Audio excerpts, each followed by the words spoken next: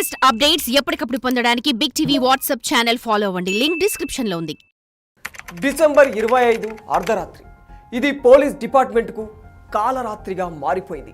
ఆ రాత్రి ఓ వార్త యావత్ తెలుగు ప్రజలను ఉలిక్కి పడేలా చేసింది.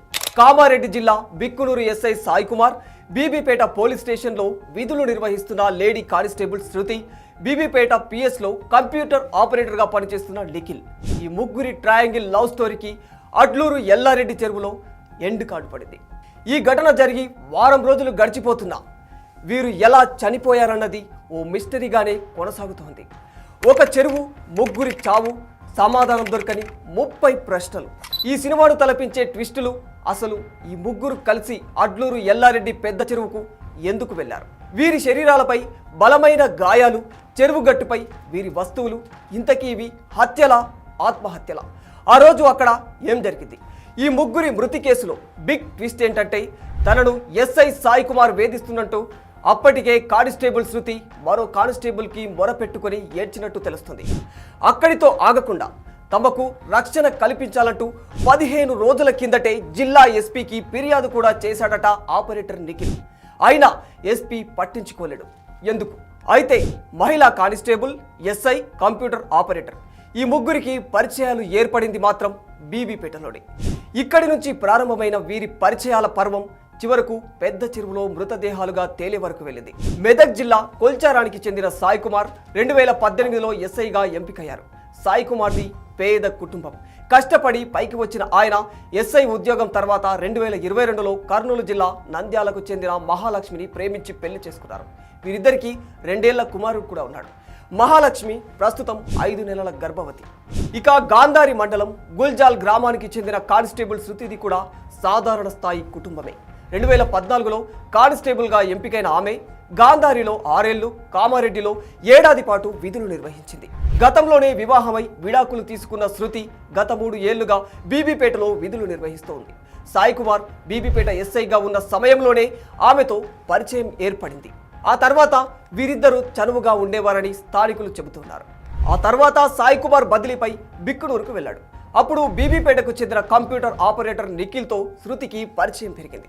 వీరిద్దరూ వివాహం కూడా చేసుకోవాలనుకున్నారు. అలా బీబీపేట కేంద్రంగా మొదలైన వీరి పరిచయాల పర్వం చివరకు ముగ్గురి ప్రాణాలను బలి తీసుకుంది. అసలు ఆ రోజు ఏం జరిగింది? కానిస్టేబుల్ శృతి బుధవారం పొద్దున డ్యూటీ కంప్లీట్ అయిపోయిన తర్వాత తన సొంతూరు గాంధారికి వస్తున్నట్టు ఫోన్లో తల్లి విజయ్కు చెప్పింది. కొద్దిసేపటికి ఫోన్ చేస్తే తాను సగం దూరం వచ్చానని, కానీ డ్యూటీ ఉందని మళ్ళీ స్టేషన్కు రమ్మంటున్నారని తెలిపింది. మధ్యాహ్నం తర్వాత ఫోన్ చేస్తే లిఫ్ట్ కూడా చేయలేదు. ఇక ఎస్ఐ సాయి కుమార్ బుధవారం మధ్యాహ్నం 12 గంటల ప్రాంతంలో తన సొంత కారులో క్వార్టర్ నుంచి బయలుదేరారు. ఎక్కడికి వెళ్తున్నారనేది ఎవ్వరికీ చెప్పలేదు. ఆయన 4 రోజుల క్రితమే భార్య లక్ష్మిని ఇంటి దగ్గరే వదిలేసి వెళ్ళిపోయాడు. బుధవారం పొద్దున కుటుంబ సభ్యులతో ఫోన్ మాట్లాడినప్పుడు ఇంటికి కూడా వస్తానని చెప్పారు. అయితే బుధవారం ఉదయం 10 గంటలకు బీబీపేటకు చెందిన తోట నిఖిల్ ఇంటి నుంచి తన ద్విచక్ర వాహనంపై బయటకు వెళ్ళాడు.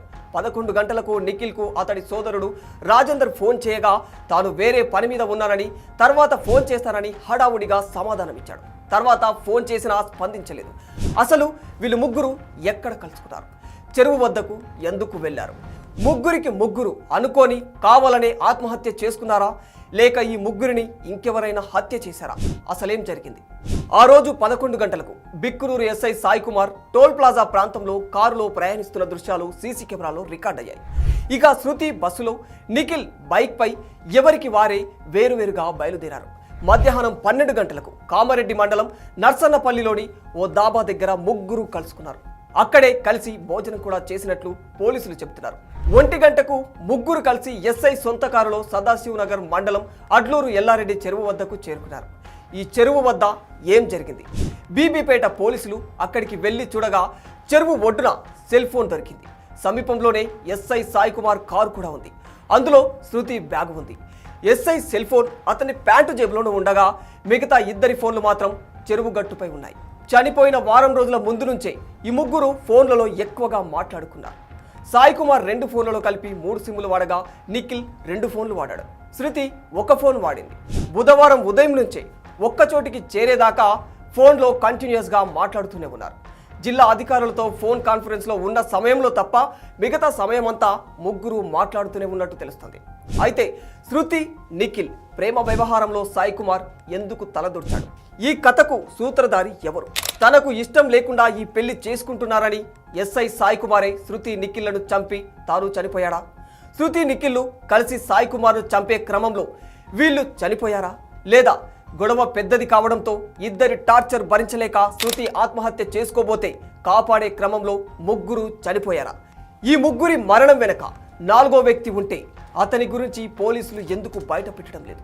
ఈ మొత్తం వ్యవహారంలో ఎస్ఐ సాయి కుమార్కు ఓ సిఐ, మరో ఎస్ఐ కూడా సహకరించినట్లు తెలుస్తుంది. ఇంకా అప్పుడే ఎస్పీ స్పందించి ఉంటే ఈ ఘటన జరిగేది కాదని జనాలు కూడా ఆరోపిస్తున్నారు. ఎస్పీకి ఫిర్యాదు చేరినప్పటి నుంచి జిల్లా హెడ్ క్వార్టర్స్లో సీసీ కెమెరాలు ఎందుకు పనిచేయడం లేదు? ఎస్ఐ సాయి కుమార్ను పోలీస్ డిపార్ట్మెంట్ ఎందుకు వెనకేసుకొస్తుంది?